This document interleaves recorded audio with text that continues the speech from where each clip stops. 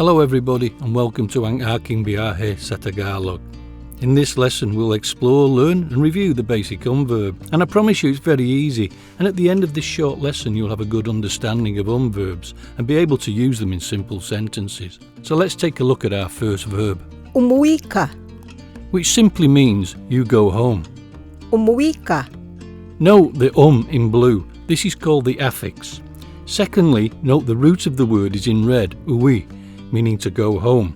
Just remember this for a moment, as before we do more examples, I need to quickly explain some of the key characteristics of Tagalog verbs, as this will really help your understanding. There are only 4 things to remember. Firstly, there are 2 components to every verb, a root word and an affix. 2, the affix may be a prefix, infix or suffix. 3, the focus of the verb is indicated by the affix. And most importantly, number 4, selection of the correct affix and understanding focus is the key to success in Tagalog. If you master this, you will be speaking very good Tagalog. Now let's take a very quick look at the features of verbs. Focus. Verbs are actor focus. This means they focus on who or what is doing the action. Don't worry too much, as this will become very clear in a few moments.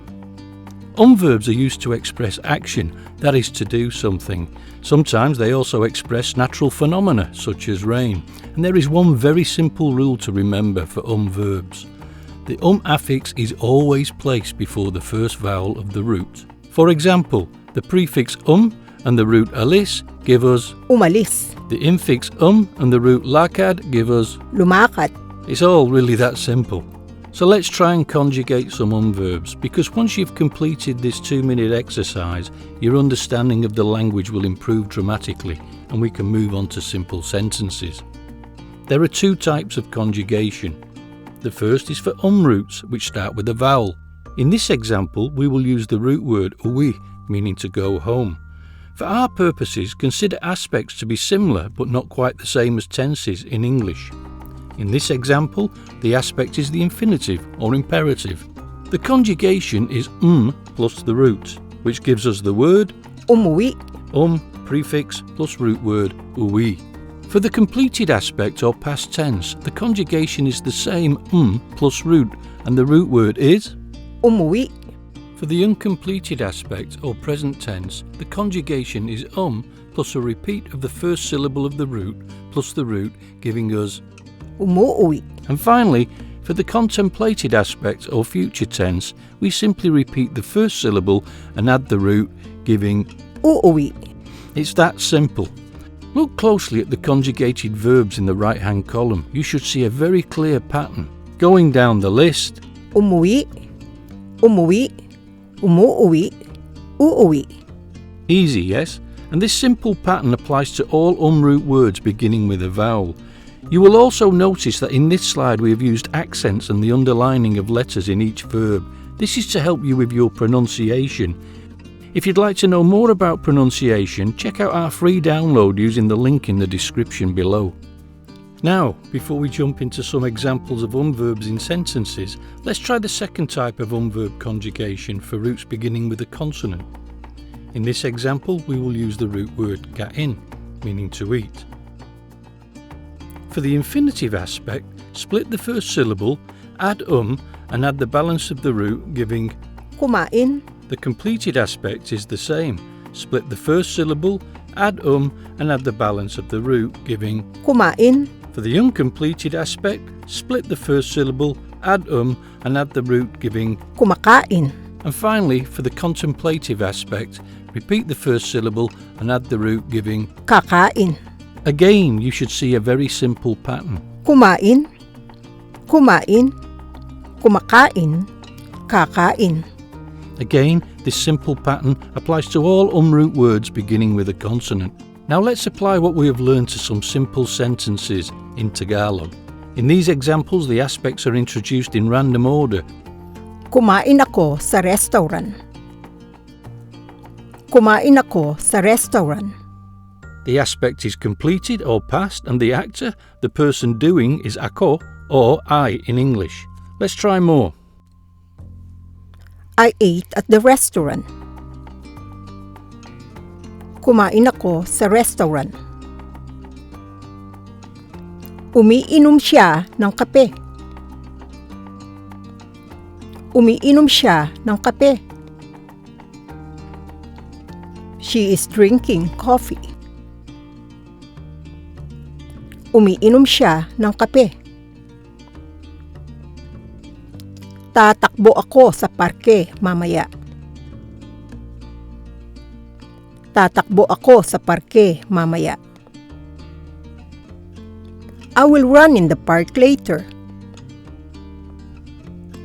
Tatakbo ako sa parke mamaya.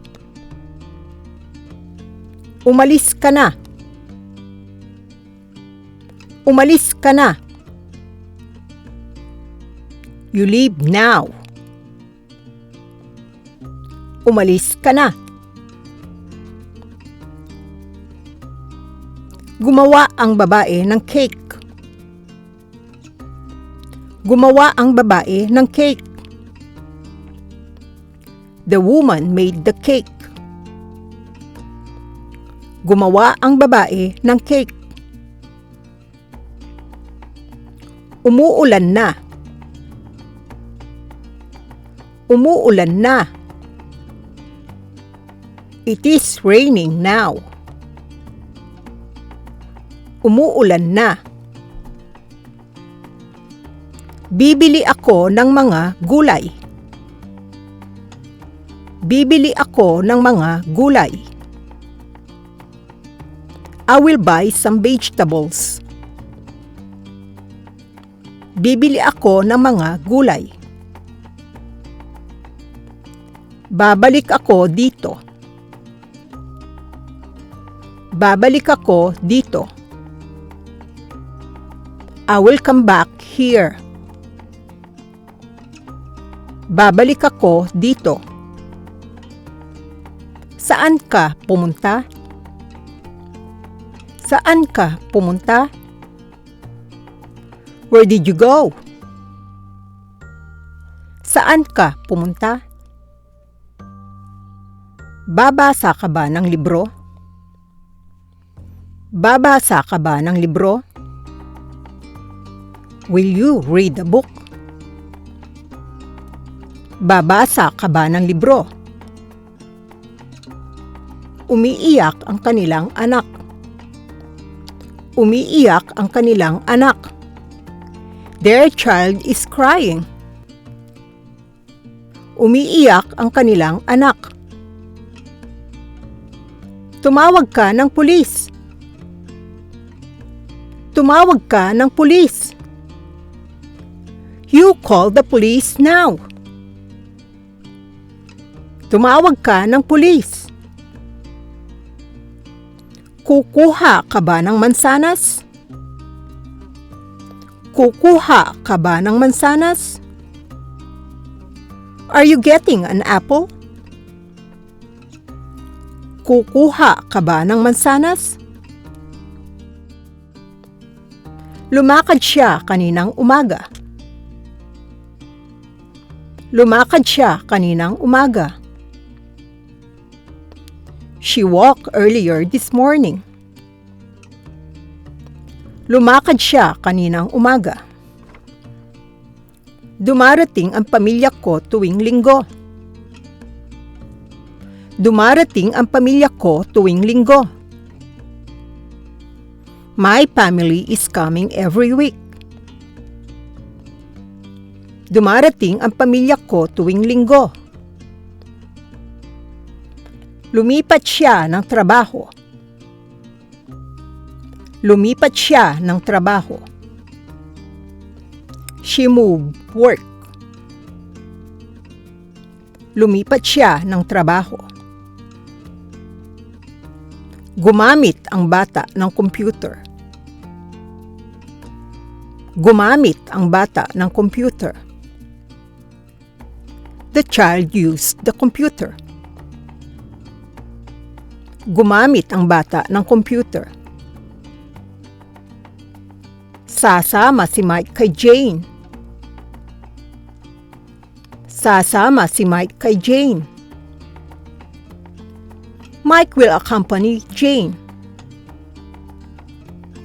Sasama si Mike kay Jane. Humihingi ako ng pera sa mga magulang ko. Humihingi ako ng pera sa mga magulang ko. I am asking my parents for money. Humihingi ako ng pera sa mga magulang ko. So there you have it, the verb. To help you, we've produced a simple guide to verbs. If you would like a copy, check out the link in the description. I hope you'll join me on the next stage of our Tagalog journey, and if you'd like similar content, you should definitely check out our other videos. Ingat at salamat po.